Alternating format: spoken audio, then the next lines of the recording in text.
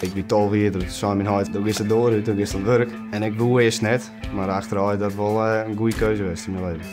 Ja, ik vind het gewoon leuk om tussen de beestjes te wezen. En ik ben net bang om vies te worden. In principe leer je gewoon een boer te worden. Wat kjellen opmeten gaan of zo. We rekenen niet wanneer ze kjellen of insemineren moeten of zo. Je leert eigenlijk alles wat maar de plaats te maken heeft. Wat ze fretten moeten, hygiëne, de kjeltjes. Ik heb cardio Fries gekozen omdat het mij het makkelijkst lijkt. Maar ik ken nog Fries. Fries heeft wel een waarde voor mij, ja. Ik vind het wel mooi dat ze iets anders heeft als de Noord-Nederlander. Is die nou eigen taal? En dan komt er ergens wel. Ik bestaan ik af van de viking en dat vind ik wel mooi. Ik communiceer in het Fries met de boer en met je vrouw en de band. Stel ik zo'n band krijg letter, dan zoek ik Fries opvoeren. Ik zoek dat ik mooi vind dat de oren Friesen dat ik doe.